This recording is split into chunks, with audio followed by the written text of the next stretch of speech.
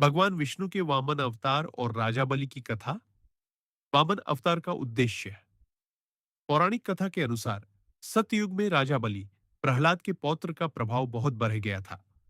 उन्होंने स्वर्ग लोक पर अधिकार कर लिया और इंद्रदेव को वहां से निकाल दिया। देवताओं की सहायता करने और राजा बलि के घमंड को दूर करने के लिए भगवान विष्णु ने महर्षि कश्यप और माता अदिति के पुत्र के रूप में वामन अवतार लिया। यह श्रीहरि का पांचवां अवतार था। राजा बलि और भगवान वामन की भेंट। राजा बलि एक अत्यंत दानी और धर्मात्मा राजा थे। जब वे अश्वमेध यज्ञ कर रहे थे, तब भगवान वामन एक छोटे ब्राह्मण का रूप धारण कर उनके पास पहुंचे। भगवान वामन ने राजा बलि से दान के रूप में केवल 3 पग कदम भूमि मांगी।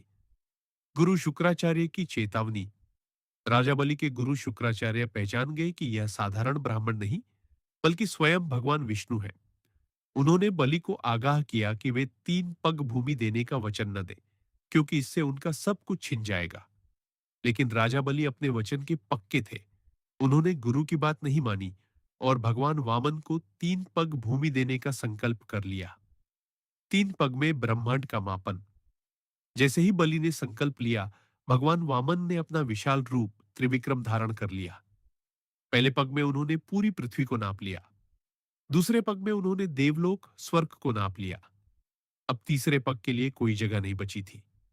तब भगवान वामन ने बलि से पूछा कि वे अपना तीसरा कदम कहां रखें। राजा बलि का समर्पण। अपने वचन को पूरा करने के लिए राजा बलि ने अपना सिर भगवान वामन के सामने झुका दिया और कहा कि वे तीसरा पग उनके सिर पर रखें।